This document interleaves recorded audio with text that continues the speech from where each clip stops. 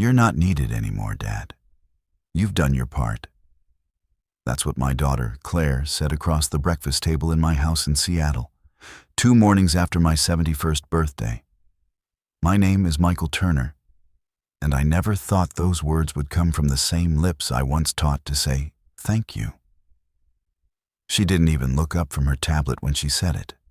She was scrolling, planning, moving on, like I was a project she'd just finished. I kept stirring my coffee. "What do you mean, not needed?" She sighed. "You don't get it, do you? You've done enough. It's time for you to rest. Maybe sell the house. Move somewhere with, support." Support. That's what people say when they're done caring. The morning light hit her face, sharp and impatient. I saw my late wife, Eleanor, in her eyes. Only colder. "You've been living alone for years," she went on. "I can't keep worrying about you. I've got my own life, Dad." Her voice wasn't cruel, it was businesslike. It somehow hurt worse. I nodded slowly, pretending to agree, because arguing felt beneath both of us. But my hands trembled slightly on the mug.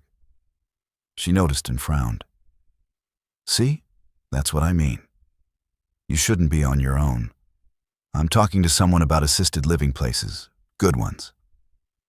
I whispered, "So this isn't a discussion, it's a decision." Claire didn't answer. She just zipped her purse and stood, like the conversation had already been filed away. When she left, the house seemed to exhale. The ticking clock on the wall felt louder than before. I sat there for a long time, tracing the wood grain on the table Eleanor and I bought when Claire was 6. She'd spilled her first glass of milk on it, right in that corner. I could still see the faint stain, lighter than the rest. A notification buzzed on my phone, a message from my bank. I didn't open it. I knew what it was. The reminder about the accounts Eleanor and I had set up years ago. The ones no one ever talked about anymore. Outside, the rain started to fall, soft but steady. I walked to the window and watched her car pull away, tail lights fading into the gray morning. For the first time in my life, I felt like a ghost in my own home. I whispered to the empty kitchen, "Not needed." The words hung there, thick as smoke. The kettle clicked off behind me, a tiny sound that broke the silence. I poured another cup and sat back down, staring at her untouched plate. Somewhere deep down, I knew something had shifted forever. The room held its breath. I sat in that kitchen until the light began to fade, the silence stretching like a rubber band ready to snap. The walls seemed to remember her laughter, and I hated how loud the memories became when she wasn't there. When Claire was little, she used to press her face against that same window, fogging it with her breath while she waited for me to come home. "Daddy, you're back!" She'd shout, arms wide, tiny legs running across the floor. Now, the same floor felt cold beneath my slippers. I found myself walking through the house slowly, like a man visiting a museum of his own life. Every object had its story. The ceramic frog from her 3rd grade art class, the scratched banister where she'd slipped during a thunderstorm, the faded Post-it note Eleanor left on the fridge one morning that just said, "Don't forget milk and smile." I smiled then. Not because I felt happy, but because it was the only defense left. Claire had always been bright, ambitious. Even as a teenager, she'd say things like, "I'm not staying in this small house forever." I encouraged it. I told her to dream big. I thought I was teaching her independence. Maybe what I really taught her was distance. When Eleanor passed, Claire was 28 and living in Portland. She flew home for the funeral, held my hand, and promised she'd visit more. For a while, she did. Then the visits got shorter. The calls came less often, and every time she left, she'd look around like she couldn't wait to escape the weight of her childhood. I tried not to take it personally. Kids move on. That's life. But a father's heart doesn't get the memo as easily as a calendar does. That night, I opened an old photo album, the kind with plastic sleeves and yellowed edges. There was a picture of her in the backyard, missing 2 front teeth, holding a sparkler with Eleanor right behind her, laughing. I whispered, "You used to call me your hero, remember?" The photo didn't answer. I turned the page and found another. Claire standing by the pantry door, a pencil in hand, marking her height. Each line had a date next to it in Eleanor's handwriting. I ran my finger down those lines until I noticed something strange. One was missing. Between age 12 and 14, there was a gap.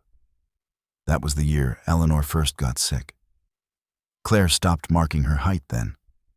She must have felt the world stop growing too. I closed the album gently. Sometimes the things we don't write down say more than what we do. The rain outside had turned into a steady rhythm. I made myself a simple dinner and ate in silence, listening to the sound of water hitting the gutters. Somewhere in that quiet, I felt Eleanor's presence. She'd always known how to steady me without saying a word. I thought about calling Claire just to say goodnight, but stopped myself. She wouldn't answer kindly tonight. Instead, I stood by the pantry door one last time and whispered, "You may not need me, Claire, but I'll always be your father." The house creaked as if it heard me. The night air felt heavy, but calm. Something inside me began to settle, not peace, not yet, but a strange kind of patience. The clock ticked on. The following afternoon, Claire showed up again, this time with a man I'd never seen before. He was tall, polite in that careful way people are when they're about to do something unkind. "Dad, this is Jason," she said, slipping off her coat. "He's been helping me organize a few things, paperwork mostly." Jason smiled thinly and extended a hand. "Pleasure to meet you, Mr. Turner." I shook his hand, noting the firm grip, the rehearsed tone. I'd met enough lawyers in my life to recognize one, even before Claire confirmed it. She sat at the table, spreading out folders like she was laying out blueprints for a renovation. "I've been looking into some options," she said briskly. "You can't keep living here by yourself, Dad. The bills, the upkeep, the yard. It's just too much." Jason added softly, "We've found a few assisted living communities nearby. Excellent care, independent cottages, very reputable." I said nothing. The words rolled off me like rain against a windshield. Claire kept talking, stacking papers, signing sticky notes, drawing arrows. "This isn't permanent, just a transition. We'll sell the house, move the funds into a consolidated account, and—" "Sell the house?" I interrupted, calm but firm. She avoided my eyes. "It's practical. You'll thank me later." "I see," I said quietly. "And this consolidated account, whose name will be on it?" Her pen hesitated for half a second before continuing. "Yours, mine, joint for convenience. You know, in case of emergencies." Jason cleared his throat. "It's quite common, sir. Ensures transparency and accessibility." I nodded, smiling faintly.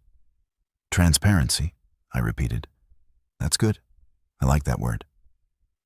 Inside, something small and sharp pressed against my chest, something between anger and heartbreak. We drove to the neighborhood bank that afternoon.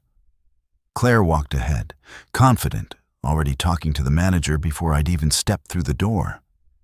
I saw her pointing toward me, smiling that tight smile she used when she wanted people to agree quickly. The manager, a woman in her 30s, glanced over. "Of course, Miss Turner. We can set that up right away. She turned to me with a customer service smile. If you'll just sign here, sir. The paper looked ordinary enough. Thin, clean, harmless. But when I read the fine print, my pulse slowed. Words like authorization, transfer, rights of access jumped out at me. I looked up at Claire. You sure this is just temporary? She crossed her arms. Dad, please, don't make this harder than it is. You've always trusted me. I remembered when she said the same thing as a teenager, borrowing the car for the first time. I'd handed her the keys back then. I wasn't sure if I was ready to hand her my life now. I put the pen down. I'll take this home and look it over. Jason stepped forward. Mr. Turner, it's standard procedure. I'm sure it is, I said, standing slowly. But I still read what I signed. There was a moment, just a flicker, where Claire's mask cracked, frustration, embarrassment, maybe fear. We left without another word. The drive home was quiet. She scrolled through her phone while I stared out at the gray streets of Seattle. The same ones I'd driven her through when she was small, singing in the back seat about rainbows. When we pulled into the driveway, she muttered, "You're being stubborn." I replied softly, "And you're being hasty." She slammed the car door and walked off, leaving her papers on the passenger seat. That night, I sat at my desk, those papers in front of me. The signatures, the numbers, the polite language. All of it wrapped around one simple truth. My daughter didn't trust me to live my own life anymore. As I gathered them into a neat pile, a corner of something else caught my eye. A worn envelope tucked beneath an old ledger. My late wife's handwriting on the front, faded but unmistakable. I held it gently, my heart thudding. The flap had never been opened. The room held its breath. I sat at that desk for a long time, the envelope resting beneath my fingertips like a heartbeat I wasn't sure I wanted to hear. The paper was soft with age, the edges curling slightly inward. Eleanor's handwriting was still steady, looped and deliberate, just as it had been on every birthday card she ever wrote. I whispered, "What did you leave me, Ellie?" The house around me felt different that night, quieter, heavier. The rain had stopped, but the air carried that damp chill Seattle wears after sunset. I switched on the old brass lamp, its yellow glow spilling over the desk. The roll top creaked when I pulled it open, revealing years of life packed into tidy drawers. Tax files, insurance forms, a handful of birthday cards from Claire. Each drawer a decade. At the very back was a small brass key, taped to a business card. My attorney's name, Daniel McCarthy, written neatly below it. I hadn't spoken to him since Eleanor's estate had been settled. I held the key up to the light. It wasn't one I recognized. Smaller than a house key, heavier than a mailbox key. Something inside me stirred. A quiet knowing that Eleanor had planned something long before I ever thought I'd need it. I finally opened the envelope. Inside was a short letter in her hand. The ink had faded, but her voice was alive in every line. "Michael, if you're reading this, it means you've kept going. Good. You always did. Remember what we built. Remember whose name it's in. When the time comes, call Daniel. He'll know what to do. And remind Claire. Love is a responsibility, not a reward." I read it twice. By the second time, my hands had stopped shaking. Eleanor always knew more than she said. She must have seen this coming, the distance, the control, the quiet erosion between love and ownership. I leaned back, closing my eyes. For a moment, I imagined her standing behind me, resting her hand on my shoulder the way she used to when she wanted me to stay calm. I whispered, into the room. You saw it all, didn't you? The desk didn't answer, but it didn't need to. It had been keeping her secret all these years. I put the letter back in the envelope and slipped the key into my pocket. I didn't know what had opened yet, but something told me it wasn't just a box or drawer. It was truth. A car passed outside, headlights brushing across the living room wall. In that brief light, I saw the outline of Claire's old high school photo hanging crookedly. Her graduation smile looked sincere back then, so full of belief in herself, in us. I turned the photo straight. "You'll understand one day," I murmured. "Maybe not now, but one day." Then I picked up the phone and dialed Daniel's office number from memory. The line rang twice before a calm voice answered. "Mr. Turner?" "Hello, Daniel," I said. "It's time we had another talk." The room fell still again after I hung up, but this time the silence didn't feel empty. It felt purposeful, like the pause between a question and an answer you already know. The brass key sat on the desk beside the letter, catching the lamplight. The night had a pulse again. Daniel's office hadn't changed much since I'd last been there. Same oak shelves, same quiet air of importance, same faint smell of old coffee. He stood when I walked in, his expression softening. "Michael," he said, shaking my hand firmly. "It's been too long. How are you holding up?" I gave a small smile. "Depends on which part of me you're asking about." He gestured toward the leather chair. "Sit down. I take it this isn't just a social call." I slid the envelope across his desk. "Eleanor left this. Told me you'd know what to do." He opened it carefully, reading in silence. The room filled with the faint hum of the air vent. After a moment, he nodded once and reached for a folder from his cabinet. "She was meticulous," he said quietly. "Made sure every detail stayed clean and simple. You'll be relieved to know nothing's changed." I frowned. "Nothing?" He handed me a document. Nothing complicated, just a summary page.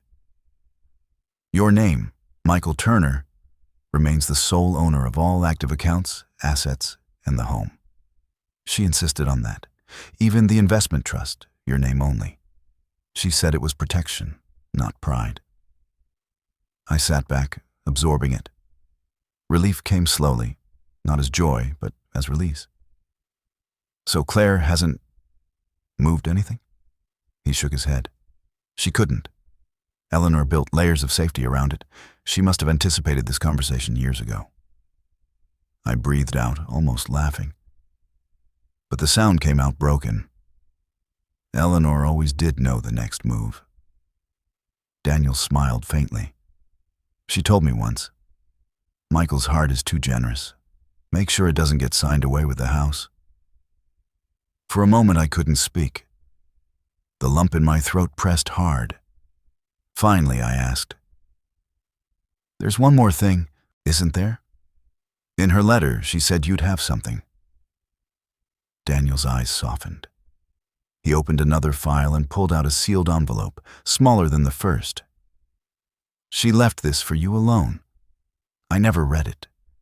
Said you'd know when to open it." I held it in my hand. The paper felt heavier than it should. "She also wanted me to remind you," Daniel said gently, "that she trusted you to decide when to tell Claire about everything." I nodded slowly. "Maybe not yet. She's not ready to hear it." He leaned back. "Michael, don't wait too long. Secrets have weight. They can either protect or crush you." I smiled faintly. "I'll remember that." When I left his office, the city had turned silver with drizzle. I walked without an umbrella, letting the rain soak into my coat. Each step felt lighter than the last. At a crosswalk, I glanced at a reflection in a puddle, an older man, lines deeper than he remembered, but eyes steadier than yesterday's. Back home, I unlocked the door and stood in the quiet hallway. The house no longer felt like a burden. It felt like something sacred I was meant to guard a little longer. I placed the second envelope on the kitchen table beside Eleanor's letter and the brass key. 3 pieces of a puzzle she'd left for me to finish. Outside, thunder rumbled faintly over the sound. I whispered, "Thank you, Ellie." The lights flickered once, as if the house had answered back. The next morning, I called Claire and asked her to come over. I kept my tone calm, almost casual. She hesitated before agreeing. "I've got a meeting later," she said, "so make it quick."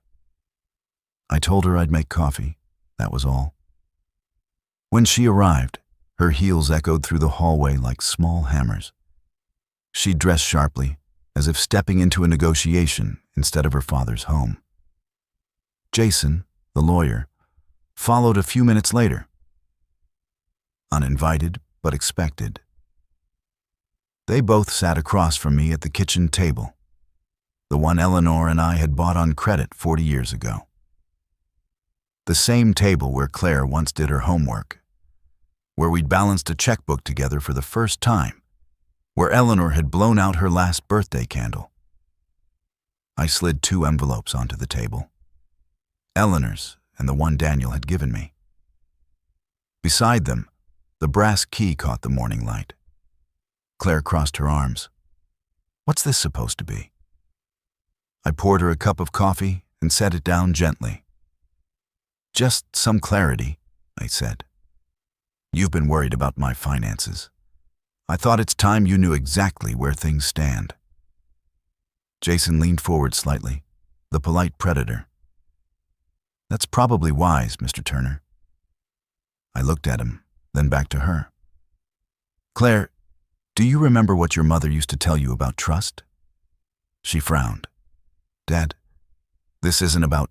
"It is," I said softly. "It's always about that." I nodded toward the envelope. "Your mother left those for me. One was for Daniel, one for me. I read them both." Jason shifted uncomfortably. "Perhaps we should..." I raised a hand. "I'm not angry. I'm not here to argue. I just want you to understand something before you decide what comes next." Claire exhaled, tired already. "Okay, go on." I unfolded a short letter I'd written the night before and read slowly. "Claire, I know you think you're helping me by taking control, but control isn't the same as care. Your mother and I built this life together, carefully, legally, lovingly. Every account, every paper.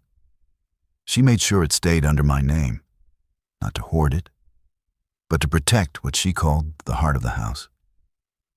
That heart was never money. It was responsibility." Her expression hardened, but her eyes flickered. "You're saying I overstepped?" "I'm saying," I replied gently, "you forgot who built the foundation you're trying to move."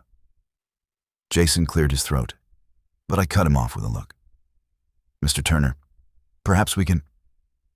"This is between my daughter and me," I said quietly. "You've done enough talking for both of us." For a moment, silence. Only the faint ticking of the wall clock filled the air. Finally, Claire said, "So what now? You just keep everything? Lock me out?" "No," I said. "I'm not locking you out. I'm leaving the door open, just not the vault." Her lips trembled slightly, though she tried to hide it. "You don't trust me." "I do," I said softly. "Just not with what you don't yet understand." I slid the brass key toward her. "When you're ready, this will open something your mother left for both of us. But not until then." She stared at the key like it might burn her fingers. "What is it?" "Something that matters more than any account." Jason shifted in his seat. "Mr. Turner, we should probably..." "Leave," I said, looking him square in the eyes. "My daughter and I need a moment alone." He hesitated, then gathered his briefcase and left without another word. The door clicked shut. Claire sat in silence, shoulders tense. After a moment, she whispered, "I didn't mean to hurt you, Dad." "I know," I said, "but you did. And that's okay. That's part of growing up even when you're 36. Her eyes glistened, but she didn't let the tears fall. "You're still mad?" "No," I replied quietly. "Just disappointed that you stopped seeing me as someone worth listening to." She nodded once, stood slowly, and slipped the key into her purse. "I'll think about what you said." As she left, her hand lingered on the door frame, the way it used to when she was little and afraid of the dark. After she was gone, I looked at the empty chair across from me. The house felt lighter, though not happier. Sometimes truth clears the air, but leaves a chill behind. The envelope still sat on the table beside Eleanor's letter. I knew I wasn't done with it yet. The room held its breath. That night, I couldn't sleep. The rain returned, whispering against the windows, like an old friend trying to be gentle with bad news.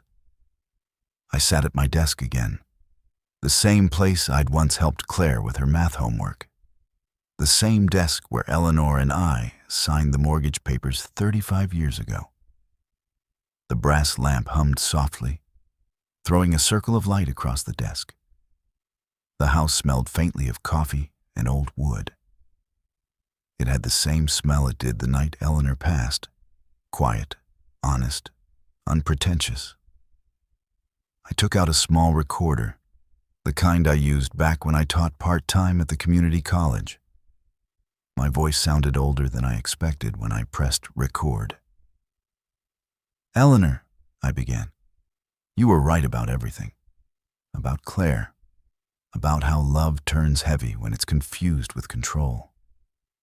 I didn't want to believe she'd see me as a burden one day, but I also didn't want to admit I'd built her world so well she thought she didn't need me in it." I paused, listening to the quiet hum of the rain.